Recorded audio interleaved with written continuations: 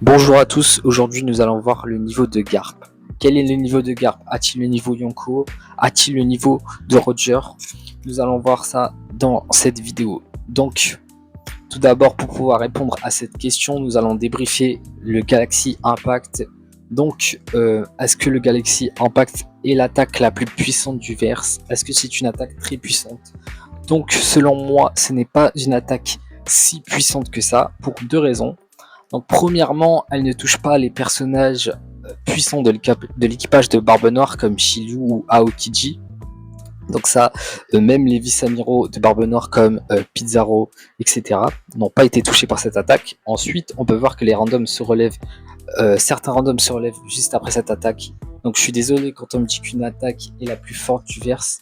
Pour moi, c'est pas normal que des randoms se relèvent juste après. Ensuite, sur cette attaque, on n'a pas de Haki des rois confirmé, car quand il y a du Haki des rois dans One Piece, il y a des randoms avec de la mousse plein la bouche. Donc on a eu ça avec Shanks quand il arrive dans le bateau de Barbe Blanche. On a eu ça avec Rayleigh quand il va sauver Boa Hancock. On a eu ça maintenant avec Joy Boy, mais là on n'a aucune confirmation de Haki des rois. Ensuite, on va parler aussi de la défense et de la résistance de Garp, qui pour moi n'est pas l'équivalent d'un Yonko. À Marineford, on avait eu Barbe Blanche. Pour mettre KO Barbe Blanche, il a fallu qu'il soit malade, qu'il ait le cancer, une attaque en traître sur la poitrine. Il a fallu des attaques de Akainu, de Kizaru, d'Aokiji et en plus de Barbe Noire à la fin. Donc il a fallu tout ça pour pouvoir mettre KO Barbe Blanche. Pour Big Mom, il a fallu Kidelo éveillé avec des attaques surpuissance plus un scénario qui a permis de mettre KO Big Mom. Pour Kaido, il a fallu Yamato, Luffy Gear 5, Luffy avec du Haki des rois, des attaques de Zoro.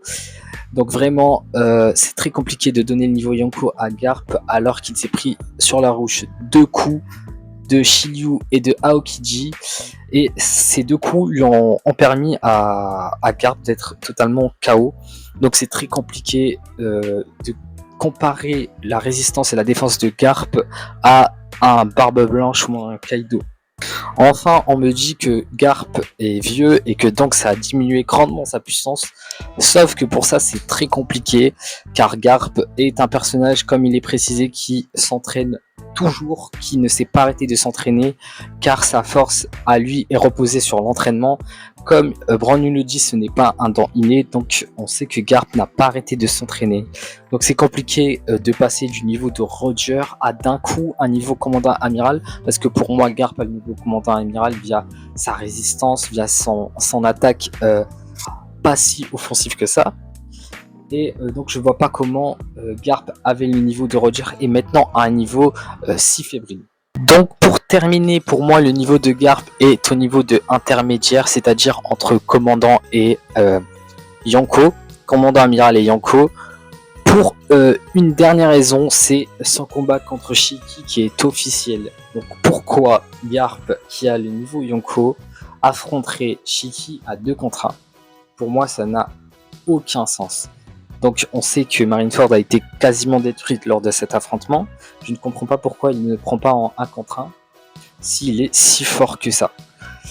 Enfin, son niveau actuel de commandant amiral ne peut pas placer Garp au niveau Yonko, car ça voudrait dire que Garp a perdu 2 niveaux de puissance, alors que Garp continue à s'entraîner. Donc ça apporte encore une incohérence. Donc selon moi, Garp a le niveau intermédiaire, c'est-à-dire le niveau de Rayleigh vieux, actuellement.